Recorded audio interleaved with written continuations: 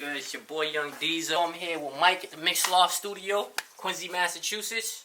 Thank you, Diesel, for inviting me.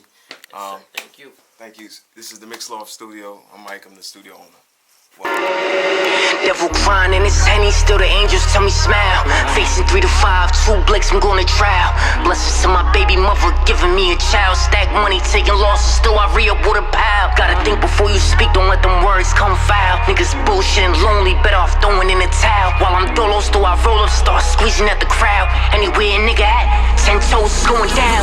Listen while I voice all these words out the speaker. Feelings get deeper and the trust is getting weaker. Convos with the Lord while I'm trying to duck the reaper. Homicides by the threes and I ain't talking no Adidas. Who need a lick when it's liquid Aquafina? Ain't no friends in this Benz, bitch, I'm hopping out the Beamer. Hopping out Dolly, butterflies in the Beamer. Got the mind of a genius, host wishing for the... Still rap, though. You know what I mean? Action. So you want to tell us a little bit about your history in the studio? Yeah, well, here I've been here now. This is, in this location I've been here 11 years. 11 years. 11 years. I started off So what's that, engineering. 2012? 2012 to be exact. Okay. Yeah. Okay, that's what's up. So you started here engineering yourself? No, I had another studio prior to this, and it was called Headquarters. Where was that located? That was in Mattapan. Oh, okay. And I was also above Stashes. Oh, that's cool. That's what's up. Yeah. So we're in Quincy. Dorchester. Oh, okay. Right now we're in Quincy, and Yeah, I decided to move the studio to the Quincy area. Okay. So when you started engineering and you came to this location, who were some of the people that you had that you were engineering and that was part of your portfolio? Clients or? Yeah, clients and other people in your portfolio. Man, here there was a lot of clients. I'm sure you're one of the clients. Yeah. You know what I mean? Yeah. I've been coming here since about 2017. And we made a lot of history here with other people. Right. Family, friends, everything. Yeah. I mean, honestly, I've recorded just about everybody in the city. Everybody within either from Boston, which is Mattapan, Dorchester, Roxbury, and all the surrounding areas like Hyde Park and Rosendale, and as well as going a little bit further south, like Brockton and stuff like that. A lot of some clients from Taunton, you know what I mean? What about any other clients from like New York and stuff like that? JadaKiss came here a time. Fat Trail came here. Okay. That's what's up. Yeah, and then outside of hip hop, there were some other genres that I worked with. A lot of like an artist. I think she's country. By the name of Ingrid Andres. Okay. And that was through Warner Brothers. They sent a lot of their artists over here from time to time. Okay. So do you guys pretty much just do recording? Does anybody else here do anything with composition and stuff like that? We do production as well. Okay. A lot of the engineers are producers. Okay. So we do recording, mixing, mastering. A lot of the mastering I outsource actually. Okay, that's what's up. But pretty much anything audio, basically. That's what's up. So how many engineers would you say you have now? I'd say maybe. Let me not say maybe. I'll say 6, 7 engineers. Okay. To. If you want me to give some engineer names, I have Bobby, Castro, guys that exist right now. Yes. Outside of that, I have another one named Freeze. That's his tag name, but his name is Colin. Oh yeah, I've been here with Colin too. You was here with Colin? Yeah, yep. Okay, cool. Yeah, I was here with Colin. Yeah, and then I have then there is Sam, Jeff, Kevin. Kevin is a new engineer I just hired, but he's been engineering. He's actually from the Providence area, and he was living in Miami, working out of a major studio in Miami. He decided to come back up north. You know what I mean? So he commutes pretty much all the time to work here. Okay. Oh, and I have Bailey. Bailey's another engineer. I don't want to leave anybody out. I'd feel real bad if I forget somebody. If I forgot an engineer, I'm sorry. I apologize. The memory isn't that great. Okay. Could you tell us about your personal passion that you have for music and how you actually got started in the studio business? Like everybody as an artist. Okay. A lot of people don't know that I rap also, But for real? Yeah, I rap too, but I put a lot That's of other crazy. people's I never projects. even knew that. Yeah, I put a lot of, because I have a passion for audio, I have to put everybody else's project first. When you get into the world of that's what I do. Yeah. When you get into the world of like studio worlds, when you're an artist, everybody's a musician, but when you get into it, you kind of like put yours in the background. Yeah, to push everybody forward. I guess that's the unselfish me. I guess you know what I mean. No, that's a good thing. It's Yeah. a good way to look at it. Yeah. So again, I'm Zoe. What's up? I'm Bobby. Young Diesel, nice to meet you, Nice to Bobby. meet you. And you? Cam, nice to meet you. Alright, I'm Diesel, nice to meet you too. So what we got going on here? So I'm just opening up Pro Tools right now. I got a session in a little bit with the artist, you know, so I'm just opening up my template, getting ready to work. Okay. So which template do you usually use? I usually use like my own. Like I made one kind of before I got here, and then I brought it here, you know, on the Pro Tools. So it just makes it easier for like, you know, a lot of the artists kind of want similar things. So I kind of go from there. It's a good jumping off point. Is it more like a regular hip hop type of template? Definitely, yeah. Because I mean, we get a lot of hip hop here, so like that's a lot of what I'm doing here. It's kind of universal too. You can use it for Right. different genres too. Definitely. Oh sometimes. yeah, R&B, pop, like whatever, like you know. Word. Okay, so do you guys usually only just record on Pro Tools here, or do you guys use Logic? Yeah, no, I mean like for recording, we're mostly using Pro Tools. Like I mean, he was saying that all the engineers kind of produce, so like people produce on whatever they want. Like I use Ableton, I use FL, like whatever's making beats. Oh, that's but like, fine. You make beats? oh yeah, definitely. So what's your tag? You make beats in I make beats, yeah. So look me up on IG, Bobby Castro Beats. You know, I'm posting shit on there, so you know, check me out, follow me. Okay, cool. And what about you? Do you got a tag?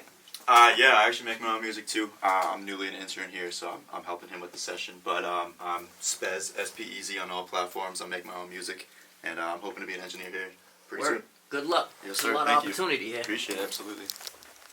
All right, so what do you have here today?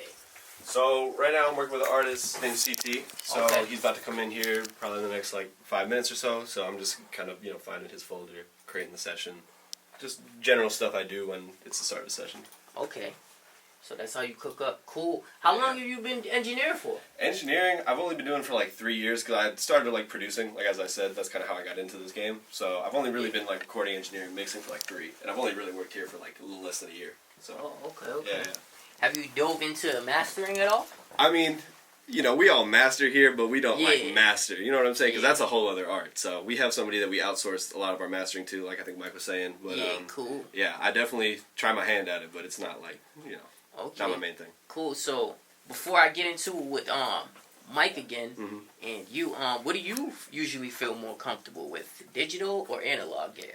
I mean, I'm comfortable with whatever. Like, a lot of the stuff we do here is digital just because it's easier. We got a lot of songs that people want to do, like, in an hour or so. So, it's easier to keep it all digital. But I do love the analog stuff. Like, I do that a lot. So, I'm comfortable with whatever, but a lot of digital stuff. Yeah, you guys got some really good analog here, Yeah, too. right. So, what version of Pro Tools are you running right now? That's a great question. I don't even know, to be honest with you. I gotta look it up. It looks like it might be 12. Yeah.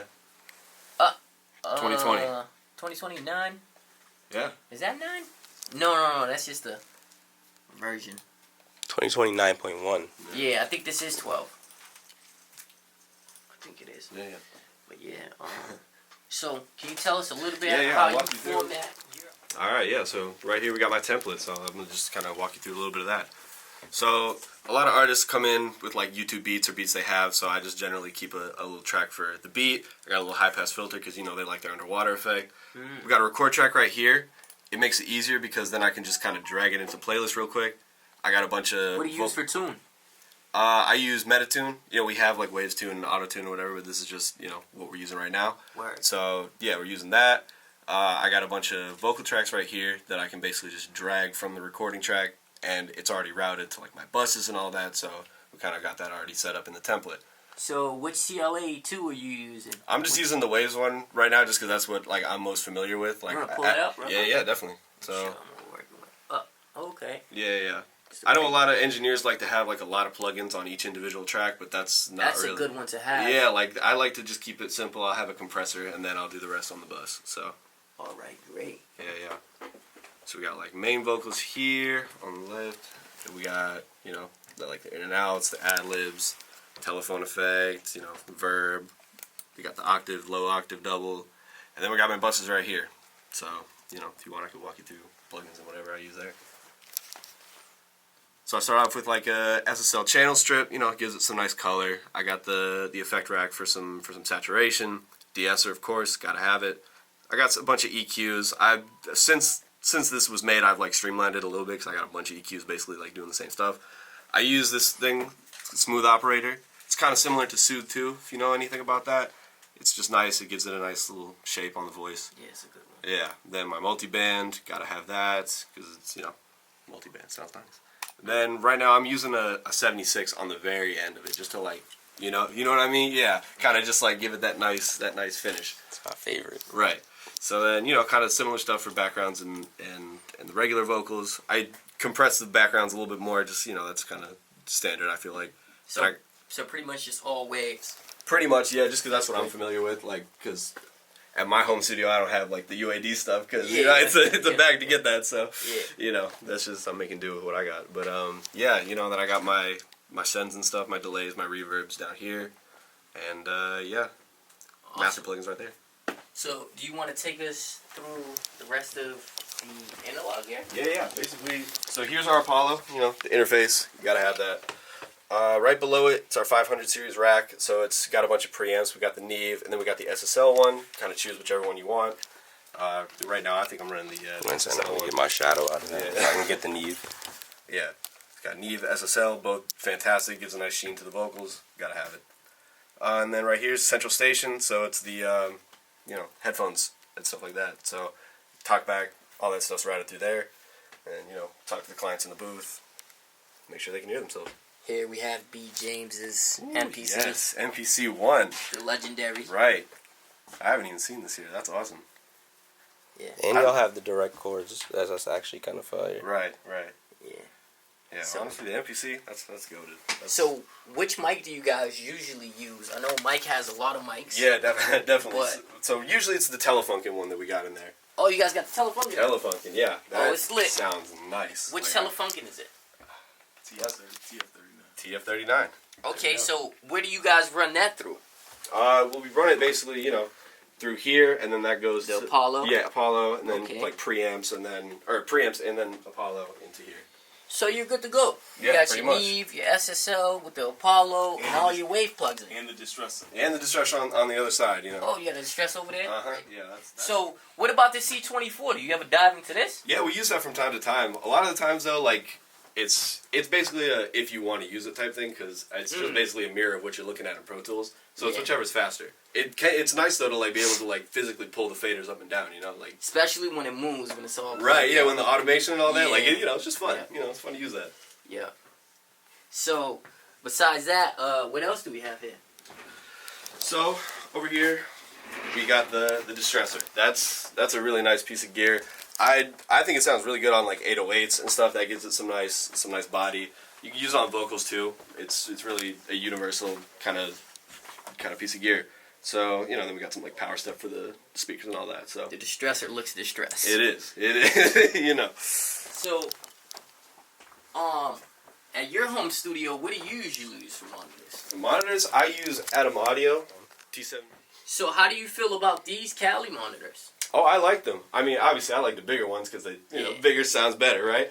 But no, these are really good for monitoring. They, if you can make it sound good on here, they'll sound good on there. So do you usually like mix flat with these, and then do you run them through what are these? Serwin Vegas R38 series? Yeah, 38 series. Oh, cool. So you usually just use these for the mixes. Is it like more like a flatter sound, or does it give you enough of the bass and everything else you need? It's missing a little bit of the bass, but that's why I have these, is to like check. So it's good to mix here to make it sound good, but then if I want to check like sub frequencies and all that, I usually got to switch up here. Cool, that's fire. Yeah. Okay.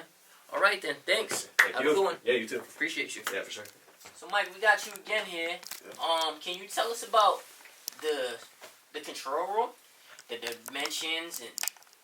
Well, the control room is treated. Treatment is important. It definitely is. Whenever you're in the studio, because it controls a lot of the waves and frequencies in the room. Obviously, you know, if you don't have a treated room, your ears would be ringing. You know what I mean? Like these panels. So so that's a cloud. Yeah. That's diffusion right there. I put the cloud overhead. Cloud. We got one 2, 3 clouds. Yeah, we've got clouds. We've got panels for the diffusers, and it's just to control a lot of the frequencies and a lot of the. And what do you make? You made this one out of what? Suede? Yeah, that's suede. Yeah, oh, that's fire. That's an acoustical suede, actually.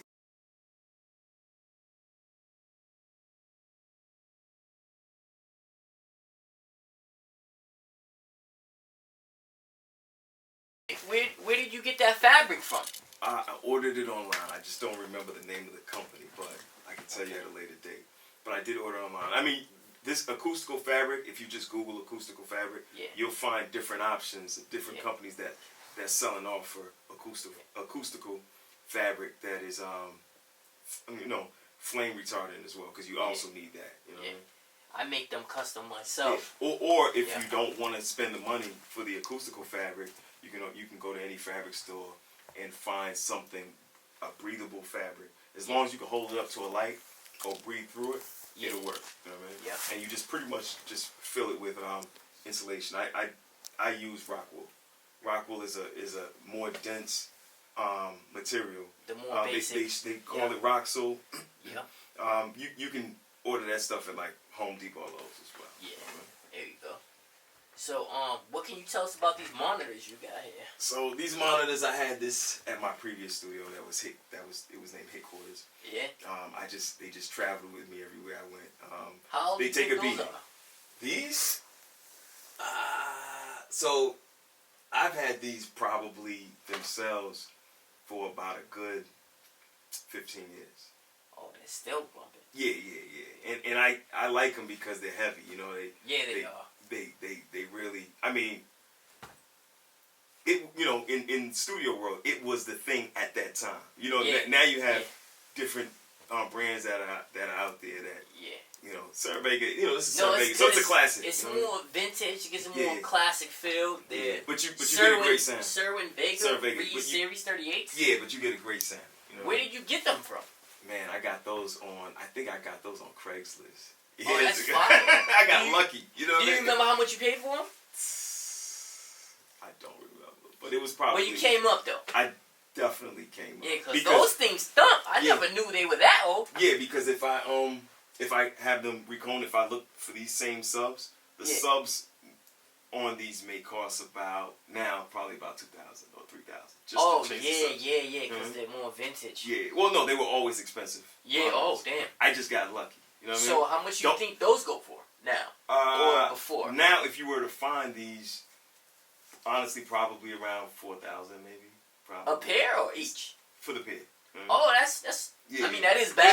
They're still holding. But that is good. But they still hold their value. Yeah, they do. Yeah, they do. Whenever you buy, in terms of gear, I tell anybody, if you're into like the audio world or studio world or even visual world, don't be afraid to go and buy pre-owned gear. Of course. Because if you buy brand new stuff, it's gonna hit you in the pocket. You know what I mean? And you just gotta find something that someone took care of, basically. You know what I mean? Vintage stuff usually goes up more in value too. Yeah, but it doesn't change anything in terms of the sound. You know what I mean? Yeah, no, it doesn't. But do these subs? Do they have their own amp that you run them through? No. I actually run that through. It has a crossover that's on the inside, but I run it through this Alesis amp. So, okay. Yeah, whenever you're powering, these are passive. You know, these are not active monitors. You know what I mean? Yeah. Active monitors are monitors that have an amp built and attached to it. Yeah. But these are passive, so you have to amplify them. And whenever you amplify them, you have to have something that's compatible, that's gonna work well with it. If not, you'll blow. I got some NS10s. I've got probably 3 pair of NS10s. I'm trying to get a hold of a pair of those. Yeah, and I like original NS10s, not like the Aventone version. I don't like those CLAs. Yeah, not like those. I got the original ones, but if you don't wire them up and all that. If you don't pair them with the right amp, you blow them. So I blew three pairs of NS10s because they're easy to blow. Because they're passive, they're not active. So it's not like the HSs. I have the HSs, and obviously I can't blow them because the amp is already built in. I have a pair of HS7s I've been running with for like 5 years now. They've never gave me a problem. Yeah, nah, the HS is. I mean, it's solid. So the leases that you run those through, what wattage is that? Well, like I think that's 100. Oh, that's good. Yeah. That's good. I mean, for the size of the room, it works perfectly. You know what I mean? You really don't need that much. And they they usually put those on when the final mix is bounced down. Yeah, when you want to hit, when you really want that thump, and you want to, people like it loud. Loud is better for some people with a lot of bass. You know what I mean? Yeah. Alright. Can we play a song? Nah, this not there. You want to just I want you to play a song real quick. See. No, that's just a sample. Cali's work. Oh, okay. Oh, then play something from. So what can you tell us about your Cali monitors? Okay, so after doing my research, the reason I actually bought the Calis is because I have the JBLs as well.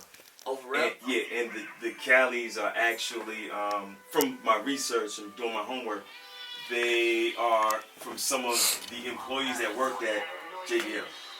So they have the same philosophy as the JBL. If you can make them sound good, on that, then you make it sound good or anything. But the real reason I bought the Calis outside of that is because it has this Bluetooth option.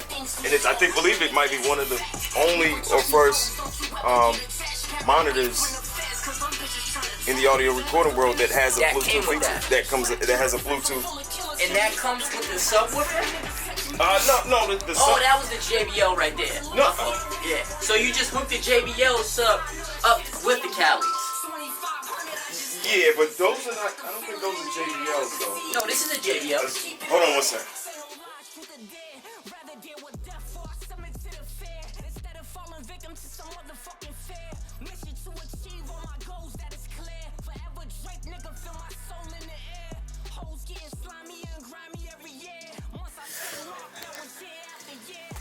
What Telefunken did he say this is? I don't know. It's a crazy Telefunken. You guys tell us what it is in the comments. He's been upgrading a lot of stuff here since the last time we came. So, we got your mic closet here. Your mic. Yeah. What's this called? These are a few of the mics that we have here. Okay. I start off with the Slate mic, which is one of these kind of mics that I'd say every studio should have. Yeah. Because this is the most, like, if you're on a budget especially, you're going to get the most versatility.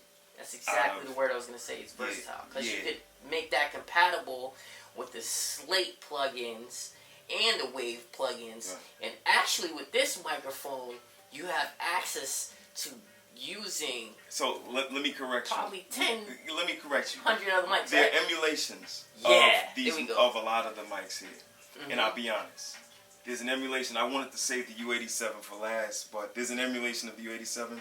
I did a test. I did a test. It doesn't really match up the same. But it works good though. But they're all good. The emulations are great. Right? They are. Yeah. You just have access to a lot of different tones, basically. Yeah. Right. Yeah. Slate has the pre that comes with the Slate makes the mic sound wonderful. You know what I mean? When do you usually plug the Slate up though? I mean, I usually... Is this one of your main go-to microphones? Nah, the main go-to is the Telefunken. Now. Yeah, it's the most... It's the one that doesn't matter what genre or tone of the artist. Yeah. I get a great sound with the Telefunken. Okay. Like, I'm happy that I got the Telefunken, honestly. Okay. That's the go-to.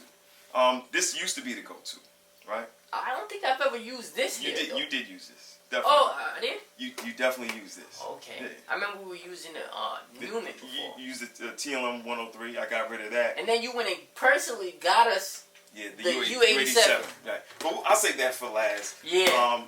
So that's the Slate. How much does that one cost? The Slate. The Slate. If you get the Slate mic and you get the pre with it, it's around maybe $1,200-$1,300. Which pre is it? Or $1,400, $1,500. Do you know? It's the VMS. Oh, okay. It comes with the Slate mic if you purchase it. Oh, okay. And then they give you another option to just buy the mic by itself. Yeah, you have the option to buy it by yourself. But I would always say just buy the package. Yeah, it doesn't make sense to just buy one and not the other. Okay. You know what I mean? Oh, what Sony is that? This is the Sony C100. This is a great. So mic. this isn't the C. It's not the C800 that no. Rihanna uses. No. Every Beyonce uses. No, but it is Isn't this like its little sister in a way? Basically, yeah. Yeah, this is good. But the C100 is also a great mic. I like using this as well. It's a great sounding mic. You know, I'd never get rid of this mic. I don't use it as much. Like I said, I use the Telefunken a lot. Is this more for like a vocalist, female vocalist, pop? What's this one really for? I would love to use this. I just never seen this one before. It just really depends on the tone of the artist and the genre. You know what I mean? I wouldn't specifically say pop. I mean, if I were to go like pop, I'd probably use the U87. You know what I mean? Okay. This you can use this for pop. You can use this for hip hop as well. Depends on the mic pre that you use. And we have the Neve 1073 mic pre, so we get a great sound on that out of the pre. You know? With every microphone. With every microphone, honestly. Oh, you can't go wrong. It's vintage. You can't go wrong. Yeah. We spoke about vintage stuff earlier, and like I said, the 1073 you just can't go wrong with. You know? Yeah. All right. And then, last but not least, for today, I'd say, because like I said, I do have other mics. Yeah. We have the Rhodium version of the U87. They only made 500 of these actually. There's only 500. So it was signed by the president. Let's get one of these. So he's one of the only studio owners I've ever saw do something like this in my entire life. So Mike went out and personally purchased this microphone after we had a conversation about what? Headphones, actually. Headphones, yeah, that is what it was. Yeah, it was about the headphones, yeah. So he came to me one day, we were coming here, probably about me, and I'd say like 5-10 of my other cousins and rappers from the Boston area. He asked, And what headphones did you I was actually on my way to get the headphones anyways. Yeah, I think were you talking about some Yamahas? No, it wasn't the Yamahas. It was the Biodynamics. Oh yeah, the Biodynamics, and then we just talked about some Sonys real quick. Yeah, you were like, I need you to get those headphones with the gray air. Yeah. And we was talking about sweat and all that stuff. Yeah. And I was like, and Mike asked, what else can I do to make the studio more comfortable for you guys? And we just started talking about microphones, and then that's when he brought up the U87. But this U87, I've never seen this U87. So this one, like I said, they made 500. I believe I thought the card was in here. Do all of them come with the case like this? They all come with the case. Like I said, they only make 500. It's the Rhodium version. So there's so many different versions of this. Oh, I remember the first day you showed me this. Yeah, this mic, it actually comes with gloves. The gloves walked out of the case for some strange reason. But this, I believe, is maybe number 250. This is amazing. It should say it on it though. It doesn't, but I have a card. Nope, it does. Oh, it does? It does. See if we catch that there. Can you hold it? Yeah. I'm gonna show you. Put this down so you don't fuck your mic up. Yeah, okay. No, I won't. It's right there on the bottom for future reference. Right there on the bottom. Right here. What, the number? Yeah. Show it and I'm gonna tell you if it's good. Bring it up here. Where do you see that? It's right here. It says it right in here. 228. Okay, good. Show them right here. So, this is number 228. They made 500. This is number 228 of the Rhodium. If you can find the other 499, we're all family, okay? Yeah. But you're not gonna get rid of this one. No, not at all. I'm gonna keep that for life.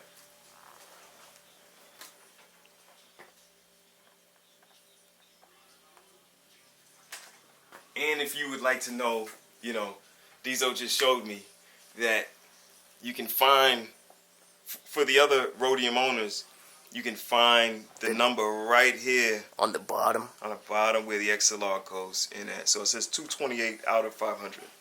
U87 AI. Yeah. This is what Michael Jackson used to use. Yeah. Whitney Houston. Yeah. I mean, all the greats have used this. Jay-Z, all the great rap. Any musician, you'll find this at a lot of the major studios. Yeah. So, my philosophy was, I may not have every bit of gear that's out there in the world, but I make sure I get the main components that people would use, like the 1073, the U87, and the Distressor. Those are my go-tos. That's my vocal chain right there. That's all you need? That's all you need. It's more than enough. Yeah. That's good. Amongst other things that I do have. Yeah. Well, thank you for that. Thanks for getting that for us. Yeah, I did. You can put that one down. Cool. Can you tell us what comes with the rest of that? With the rest of... Does it come with the shock mount? Yeah. Oh, yeah. Shock mount's right.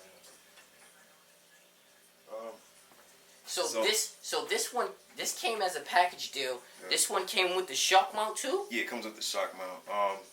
It comes with this chrome finish shock mount along with the chrome finish mic as well. I hope they give you XLR. There was no XLR in the case. Oh, damn. How much did this one cost? $5,000. Whoa.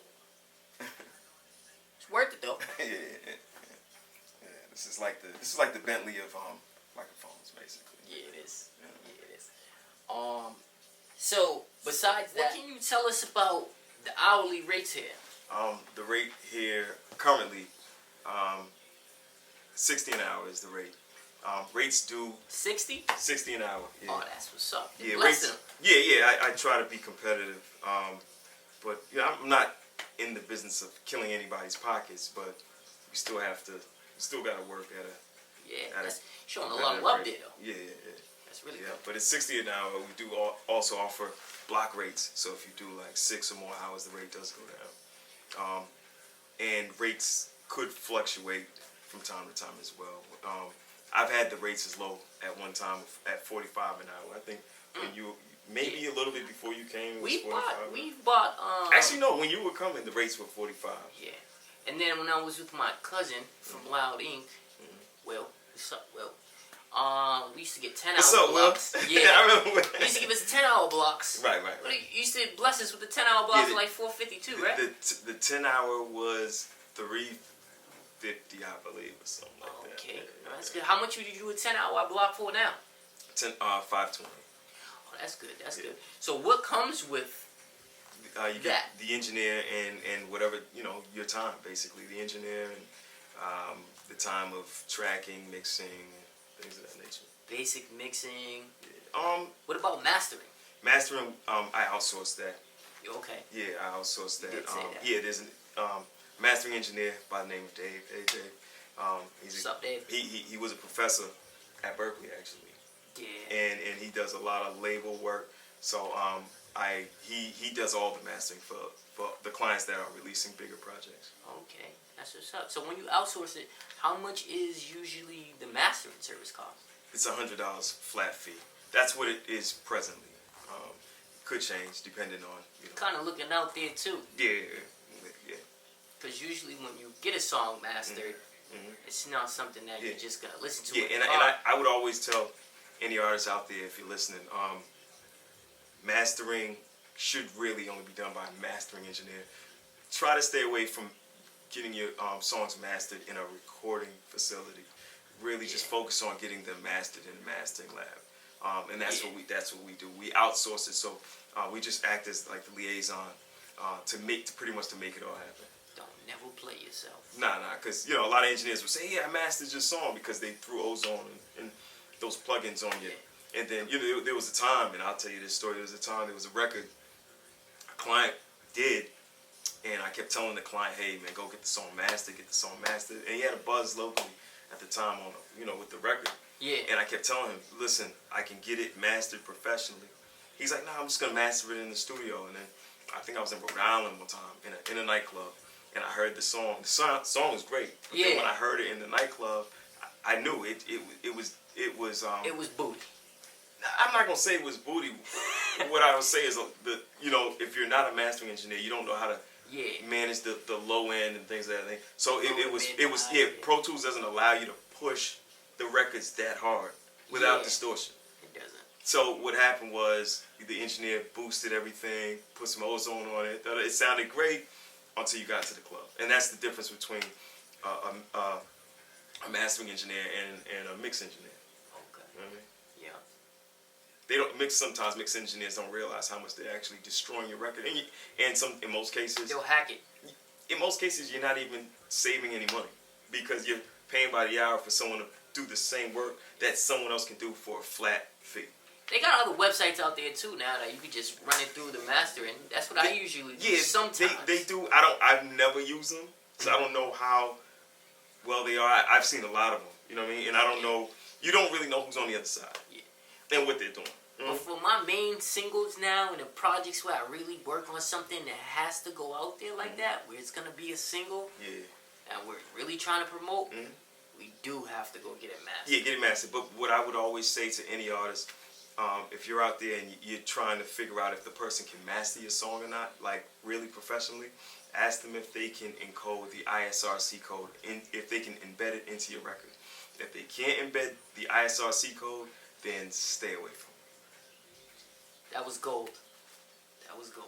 I know exactly what you're talking about. Yeah. So if they can't embed it, in other words, that code is it when your song is played, that code is what's attached to the record, so so you can get your credit for these records. Yeah. You know what I mean? Mm-hmm. And these airwaves pick it up. If they don't have the ability to encode it, to do that with the mastering, then just say focus on the mix. Find someone else to do the mastering. You know? Yeah. So, how many clients would you say that you guys usually have here? I actually went through the list maybe 2 years ago. It was 800. A year, or just no, in total? Just in total. It was that's 800. A hell of a lot. That was about a year, 2 years ago. I haven't checked since, but yeah. So besides me and my 20 boys and homies that come that's through included. Here, You're included. yeah. So you got 780 other people. Yeah, Goddamn. Basically, yeah. That's a lot. Yeah. How many people you think come here like on a yearly basis? On a yearly basis, man, I have a lot of clients that come on a weekly basis. On a yearly, I couldn't even put it'd be a guesstimate. But my goal is to keep the doors spinning constantly and help a lot of these artists locally get these records out, and mainstream major artists help them with their records as well. So I just try to service everybody basically. Yeah. And we do get a lot of traffic, and we work with a lot of clients, and we've been here for 11 years. So that speaks for itself.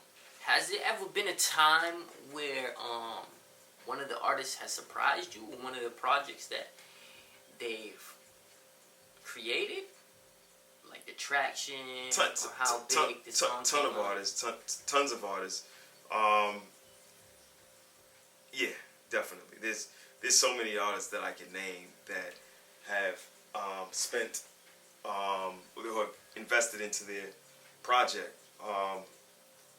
There's so many, I wouldn't even know where to start and where to end. You know what I mean? Mm-hmm. Yeah. But like I said, we work with pretty much everybody locally that has created a nice buzz locally and an international buzz for themselves. It's funny too, because when you Google search recording studio in Boston, the Mix Loft comes up as one of the first studios out of the whole city. Yeah. Did you know that? I was aware of it. We've been here for 11 years, so I would tell anybody, if you get into it, you're going to ride the wave of the industry. When it gets tough, stay on top of yourself. You told me that. Yeah, don't ever give up. I don't care if you're rapping, I don't care if you own a studio, you're a producer, whatever. Don't give up, even if you feel like, because right now, if you think of it, when it comes to urban music, we're in Boston. We're the furthest part. After Boston, where you at? New Hampshire, Maine, Vermont. Yeah. Right? It ends right there. It ends right there. You're going into Canada. And we're like the pimple of New York's ass. Pretty much. But once you, and I'll be honest, when I get on the road and stuff, once you leave Boston, you don't really hear too much about Boston. You know what I mean? No. You don't really hear about it. So, getting your name out there and being consistent and never giving up is one of the things that you have to continue to do. You cannot give up, because once you give up, all you're doing is opening the opportunity for someone else, which is fine, but at the same time, you're giving up on yourself. You know what I mean? And that's what you don't want to do. You know what I mean? I would like to tell people, like, more or less, like, I envisioned it like, I like to stay in my lane and just focus on me. I'm not one of those people who ever, like, look at what the next person is doing. And then when people actually do that and they let their ego get in the way, they'll take away from their own craft. And then they'll be trying to do something to reciprocate what the next person is doing. And they're just actually taking away from themselves. It's just not a good thing to do. But besides that, we were talking earlier, it's hard being an artist in Boston. It's hard being an artist in Boston and trying to make it out of the city. Because even going back, all the way back into time with New Edition and Bobby Brown, well, it's kind of like now. they blackballed us. Well, here's what I say. We blackball ourselves because we don't invest. The only thing that we invest in, honestly, is studio time. You know, when I talk to a lot of clients about investing into their marketing,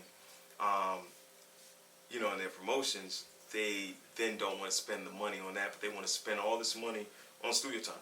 Come here. If you want to continue to spend on studio time, that's fine. But you need to have a budget to market some of, promote some of these records that you're recording. That's what my old head told me too. You know, and if you don't do it, you're kind of shooting yourself in the foot, because you can't just rely on sponsoring an ad on IG and Facebook and or looking for the trend for TikTok. It's too much for one person to handle. Yeah, get yourself a publicist, get yourself a PR person. I went and got a manager. Yeah, get a manager, because you need somebody to help you with some of the things, and get yourself a good manager. But but give your manager something to. You have to give him. You have to go in the studio. You got to give them something to do. They cannot manage you if you have nothing for them to manage. And consistency is key. But always remember, have a budget for marketing. If you spend, let's say, my manager told me that's the number one thing. Yeah, it's the number one thing. If you spend $10,000 on recording your project, or $5,000, or even $100, spend 10 times that on your marketing. It's better to market and promote one record than it is to just record 5 albums. Mm-hmm. Of course. And that one song that you market and go get mastered. Get right and get mad and do everything professionally, and make sure you encode everything, and you make sure you register your records, because if you there's so much that I'd say a lot of the Boston artists do lack in terms of the business aspect of things. They don't register a lot of the records. So a lot of clients do come in, they record songs, you never hear from the song, you never hear anything about the record. And there's a lot of talent here. I'm not even just saying that the talent from the city. The talent here is actually unmatched. Like, if you listen to radio, there's so many artists that haven't even gotten their opportunity because they haven't gotten heard. But the problem isn't because they're not talented. The problem has never been about talent. It's always been about, first, it's about not coming together. Secondly, it's about not investing into your craft. You have to invest into the marketing and the promotions. If you don't, then you're kind of like hurting yourself, big time. You know?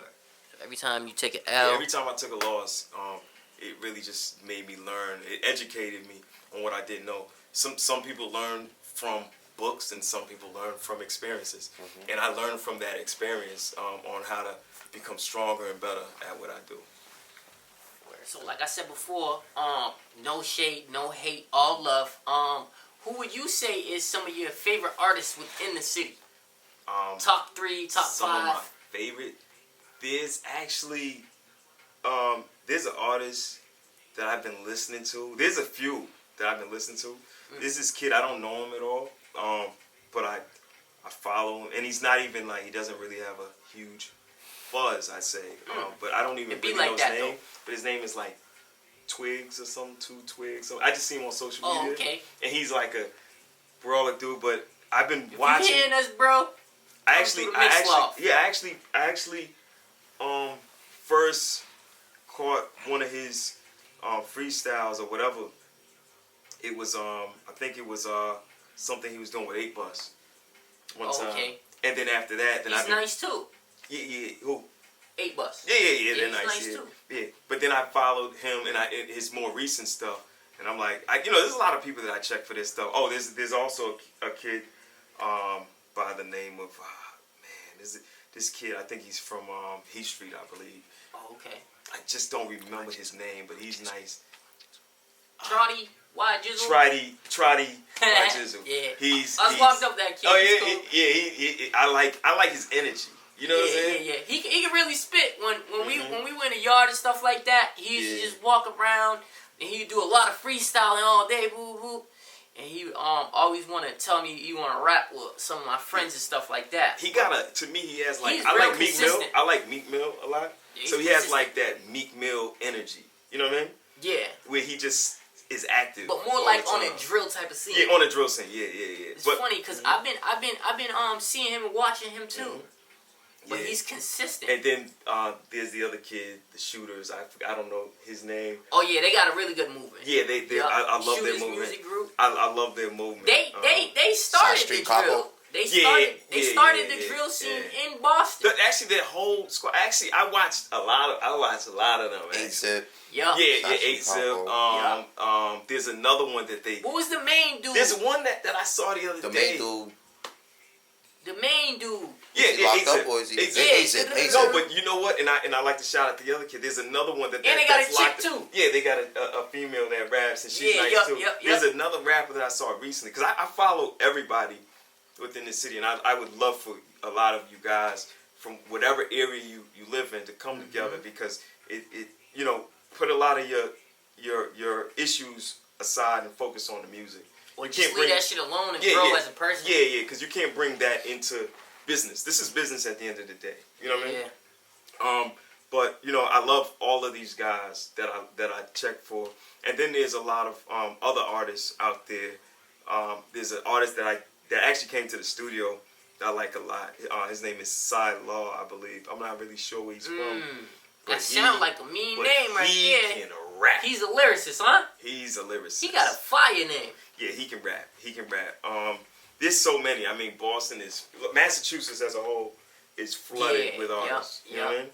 This is probably the best time, and I've watched a lot of the different eras. This is probably the best time for rappers to come out because a lot of the rappers don't sound like anybody else. Mm-hmm. Even though everyone's following this drill, but everyone's drill in every state has their own sound. The beats may be similar, but the sound like Trotty, his drill is different from anybody else's drill that you hear anywhere else. So it's like from when I first saw it, it was like the Shooterz, they first started the drill scene. Mm-hmm. That's just what it is. And then there's a whole nother But before we get into this, here's the problem. Here's the number one problem. I'm gonna speak this. The biggest problem isn't the artist. The biggest problem are the powers outside of that. You have people like you have people that have the power to help these artists get to that level, and they handpick who they want to work with. Yeah, they handpick who they want to expose. You have Static Selector. You got if you're from the New England area, and we know you're from the New England area, reach out more than within your own network, because it can't just be a Sam Adams. It can't just be who's the other kid? Millie's is dope too. Let's throw him in there. It's like JadaKiss. Millie's is one of his artists. JadaKiss reached out and helped me with my promotion. And the thing about it is, JadaKiss doesn't have to reach within New England to find an artist. You know what I mean? If you are representing wherever you are on a major platform, it's your responsibility to pull in as many people as you possibly can, because you can't keep talking about a city if you haven't contributed to the city. You understand what I'm saying? In some way, shape, or form. You have to contribute, because once you've gotten to that point, you're getting your check. You're getting your check already, right? If you're already getting your check, advanced. If you're already getting your check, don't just handpick some artists from from Lawrence and that's it. And I'm not saying anything about, because they got some dope rappers. Brockton too. Yeah, but you have to come within the city. You have to find Yeah. You have to have your ear to the streets, and that every state has the main guys have their ears to the street about who those fire artists are. There's no reason why a lot of these artists like even Dre Robinson, you know, he had his time, and Dre Robinson was so fire, you know. What Cousin Stiz that era? Yeah, he was so fire. There's no reason why he never got a budget. You know what I mean? A major budget. You know what I mean? You know, grinding by yourself is never fun. No. You know, you need to grind with somebody that may not know you, but you have a responsibility to the city to pull in as many artists of all complexions. You know what I mean? Yeah. All complexions, from the darkest to the lightest. From the projects to the back. Yeah. Don't be afraid. Everywhere. Don't be afraid of the projects, because you have to drive by these projects every day. And they're all good people. We all the same people. Just different circumstances. Yeah. Well, that's all I gotta say. So, with the drill scene, and not just that, it's like I'm not picking on you, but there's so many people. My guy, you got Clint Sparks as well. Yeah. My guy Peter Parker. Yeah. You got him. You have so many people that have left, and they've created these lanes for themselves in other states, and they only give the opportunity to who they want to give it to, but they don't reach beyond that. If you want to get paid for it, say that. You know what I'm saying? Yeah, cool. Just say what it's a business. It's all business. Say that. But you have to reach out. You know what I mean? Chubby Chub doesn't have to do it because he's not originally from Boston. You know what I mean? Yeah. But he does make money here, so what's it the would other be nice, DJ? you know what I mean? E Double. He be looking out. Yeah, E Double looks Jimmy out. 94.5. B is DJ. What's his name again? I'm sorry. B is DJ. I forget what B DJ is. Yeah, he tends to look out. Oh yeah. Is it Haitian dude or something like that? I don't think he's Haitian, but I do believe. Forgive me if I'm wrong. Yeah. But there's so many people that have the ability to create something from a small, because Boston is really small, you know what I mean, or Massachusetts, but that can make something bigger out of it. You know what I mean? I don't leave it up to the artists. I leave it up to the other people that aren't artists, because artists are competing with one another. The only thing an artist can do with another artist is do a record with that artist. Other than that, you can't pull another artist. I don't expect them to pull in another artist. But I do expect the DJs to pull in, because it's your job to play records. You know what I mean? So, besides all of that, what else do you offer here at the studio? Graphic design. You guys make mixtapes, covers, and shit like that? Yeah. Singles and stuff like that. Album covers. Photography, videography. A lot of that stuff we outsource. You know what I mean? Because I meet so many people that have services that are looking for an abundance of clientele and business and stuff like that. So I tie in with a lot of other people, and I try to help people make money as well as build their network. You know what I mean? All right, Mike from Mix Love. Thank you, brother. I appreciate you and your time. Peace, blessings, and love. Thank you.